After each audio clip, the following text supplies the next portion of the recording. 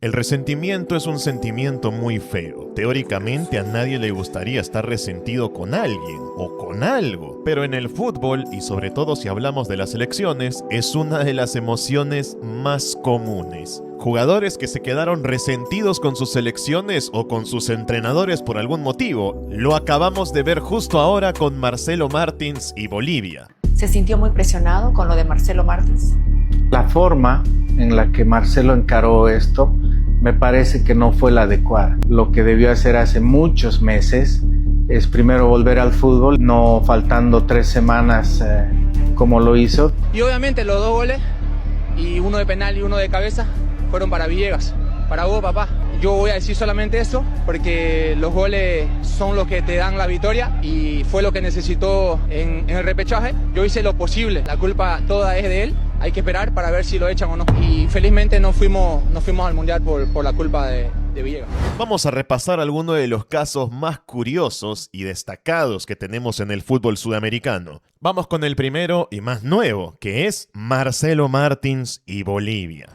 El contexto es este. Martins acaba de marcar un par de goles con su equipo, el Oriente Petrolero, y en lugar de aprovechar el momento para celebrarlo o para ponerse muy feliz, decidió dedicárselos al entrenador de Bolivia, Óscar Villegas, que recordemos, hace un par de semanas se quedó eliminado del repechaje al Mundial, y Villegas no convocó a Marcelo Martins.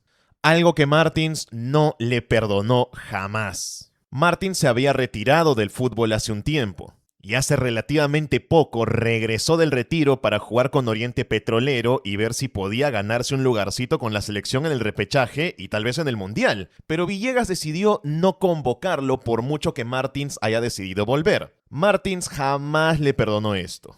Tanto que las declaraciones que soltó fueron tremendas. Literal dijo, toda la culpa es de él. Hay que esperar si lo echan o no. Y le dedicó sus 2 goles del partido con Oriente Petrolero. El resentimiento se le sale por los poros a Marcelo Martins. Está molestísimo con el entrenador. Podemos ponernos en sus zapatos y pensar cómo se siente. Marcelo Martins fue por muchos años el delantero histórico de la selección boliviana, el 9. ¿Qué le dije a los bolivianos? Convoquen a Martins. No existe futbolista boliviano con más aura que Martins. Pero cuando Bolivia no le ganaba a nadie...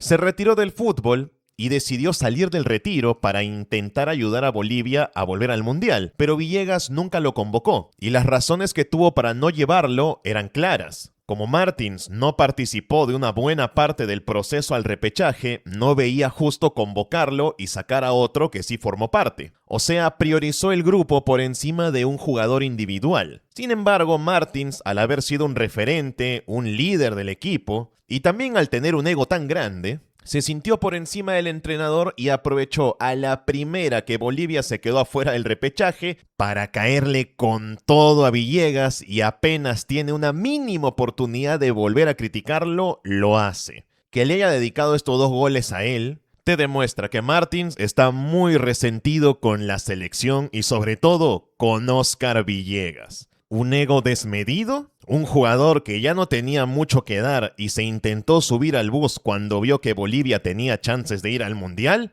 ¿Quién tenía la razón aquí? Villegas se equivocó al no llevarlo al repechaje. ¿La historia hubiera sido diferente si Martins hubiera jugado el partido contra Irak? Son preguntas que no tienen respuesta y que lamentablemente nunca sabremos lo que habría pasado si lo hubieran llevado al repechaje.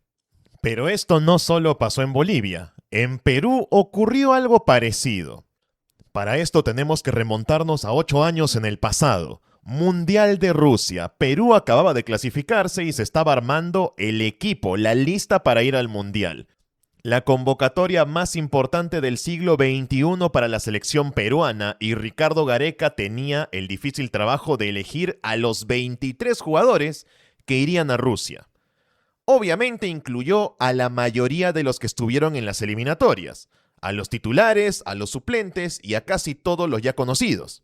Sin embargo, ocurrió un contratiempo. Paolo Guerrero fue suspendido a poco del Mundial y no se sabía si iría o no, lo cual levantó el debate de qué delantero lo podría reemplazar. Y mucha gente decía que Claudio Pizarro podría ser ese futbolista elegido. Claudio Pizarro es otro jugador que se encuentra, no diría que resentido, pero sí no se fue de la mejor manera de la selección peruana, porque su historia fue muy curiosa. Pizarro es seguramente el delantero más exitoso de la historia de Perú, a nivel internacional, por lo que consiguió en sus clubes. Ha salido campeón de la Champions y es el goleador latino histórico de la Bundesliga. Pero en la selección nunca pudo tener la misma carrera. Pizarro siempre fue muy resistido por una parte de los hinchas, que lo acusaban de ser un mal capitán y de no entregarse íntegro por la selección. A diferencia de Paolo Guerrero, que en esas épocas era mucho más querido. Sin embargo, el peor momento de esta relación llegó durante la era de Gareca, porque Gareca, literal, borró a Claudio Pizarro de la selección después de aquella fecha doble contra Venezuela. Lo cambió por Raúl Ruidíaz. Y desde entonces Pizarro nunca volvió a jugar con Perú, por mucho que en su momento se mostró cierta incomodidad de parte de él y se notaba que tenía ganas de ir al Mundial. Incluso cuando se dijo que Guerrero sí podría jugar en Rusia, muchos decían que igual tendrían que llevar a Pizarro porque es un delantero con una gran experiencia europea y que en el Mundial sería más importante tenerlo a él de suplente que tener a Ruidíaz. Pero Gareca hizo lo mismo que Óscar Villegas en Bolivia. Priorizó a los jugadores que estuvieron en el proceso al repechaje y al Mundial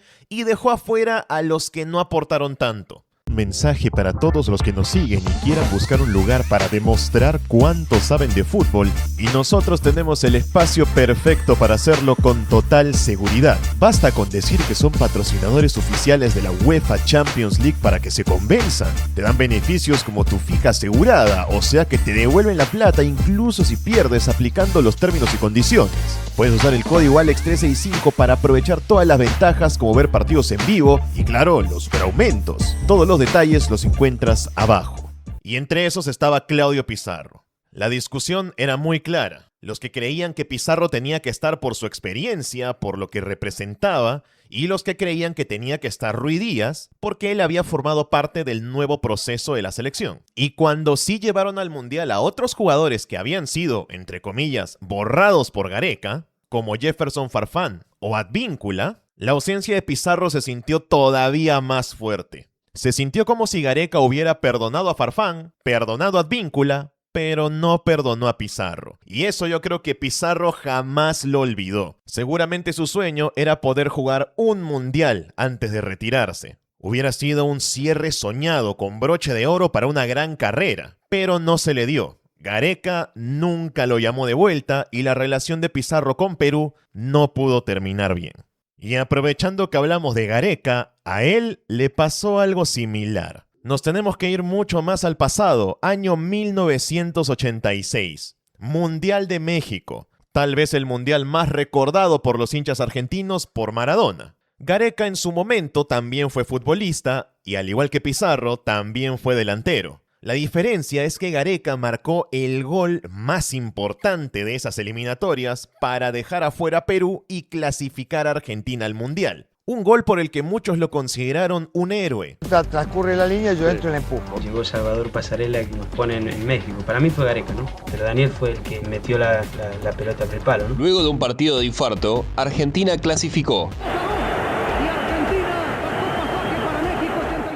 Sin ese gol, Argentina no habría llegado a México 86 y por consiguiente tampoco habrían salido campeones del mundo. Y cuando muchos creían que Gareca estaría en México 86, Bilardo, el entrenador de ese entonces, decidió dejarlo afuera. Decisión que en su momento fue muy polémica en Argentina y de la cual Gareca se acuerda hasta el día de hoy. Y eso que ya han pasado 40 años. Gareca no lo olvida. En su momento contó que fue un golpe durísimo para él y le costó recuperarse emocionalmente ese golpe.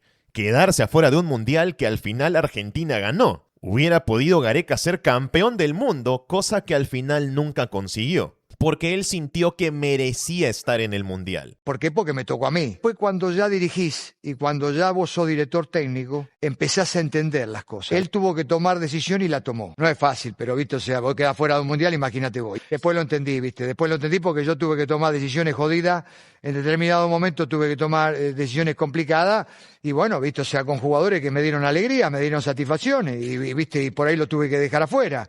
Incluso algunos lo vieron como una especie de venganza, porque Gareca en el 85 dejó Boca Juniors para irse a River Plate, y hubieron quienes se alegraron de que lo dejaran afuera. Sin embargo, Gareca nunca tuvo palabras feas ni contra Bilardo ni contra ninguna de las personas que estuvieron en ese equipo. El duelo lo llevó por dentro. Hasta el día de hoy, igual, se recuerda a Gareca como un delantero que tal vez pudo hacer mucho más con Argentina y hasta podría haber sido campeón del mundo, pero no le dieron la oportunidad.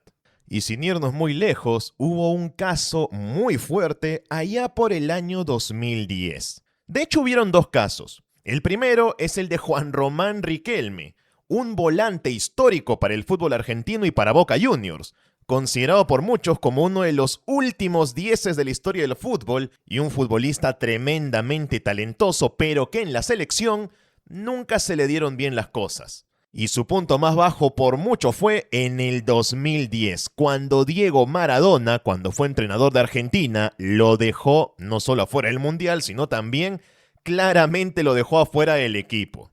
Y la realidad es que con el técnico que tiene hoy la selección argentina no coincidimos mucho, ¿no?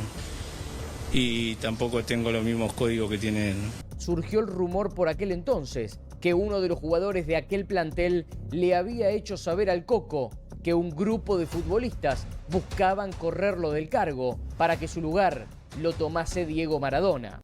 El Diego dejó afuera a Román y confió muchísimo más en Lionel Messi. Un cambio de era que a muchos les dolió, porque Riquelme fue un futbolista muy querido en su momento, pero que lamentablemente en Argentina no se le dieron bien las cosas, y Maradona nunca se puso muy de su lado. Con Carlos Tevez pasó algo similar, otro delantero que se fue muy resentido con la selección argentina. Nunca tuvo la mejor de las suertes y se quedó afuera de varios momentos importantes del equipo porque preferían a otros por encima de él como Gonzalo Higuaín o el Kun Agüero, que en su momento no hacían gol ni al arco iris con Argentina y muchos hinchas pedían la presencia de Tevez, que con Tevez Argentina habría conseguido el campeonato del mundo en 2014 o que habrían conseguido más títulos. Sin embargo, Tevez siempre fue hecho a un lado de la selección, nunca le dieron mucha importancia y su relación con el equipo no fue la mejor. Incluso hay quienes tienen la teoría de que Messi era el que pedía que no lleven a Carlos Tevez porque lo podría opacar, recordando que solo es eso, una teoría. Y para cerrar, volvemos con Gareca, pero esta vez con el Gareca entrenador, ahora en Chile, un caso muy reciente también, con Arturo Vidal. Arturo Vidal, volante histórico también de la selección chilena, bicampeón de América, llegó al Mundial y uno de los futbolistas más exitosos de la historia de su país, que fue borrado por Gareca en uno de los peores momentos de las eliminatorias y cada vez que a la selección chilena le iba mal, Vidal aprovechaba y salía a tirarle algunas indirectas a Gareca. ¿Hay alguno mejor que yo en mi posición? Claro, hay un entrenador que tiene otro proceso, pero ustedes no lo dicen. No te podías enfrentar ahora sí con cualquier jugador. Estás arriesgando a quedar afuera de otro mundial. Muy parecido a Marcelo Martins. La diferencia es que aquí Gareca al final sí perdonó a Vidal. Sin embargo, no se fue de la mejor manera ni Vidal ni Gareca. Vidal se fue viendo cómo Chile se quedaba otra vez afuera de otro mundial y Gareca se fue despedido. Aún así, creo que la relación de Vidal con la selección chilena no es mala. Su rencilla fue sobre todo con Gareca y al final como que se arreglaron. Por el bien común. Aunque no fue suficiente porque Chile igual se quedó en el último lugar de la tabla. Casos de jugadores resentidos han habido mucho, pero por hoy solo les dejamos esto, si no el video se nos va a hacer demasiado largo. Igual, ustedes también pueden poner abajo casos que recuerden en sus selecciones o en sus clubes de jugadores que no se fueron de la mejor manera. Porque en el fútbol sudamericano, si hay algo que tenemos, son historias como estas.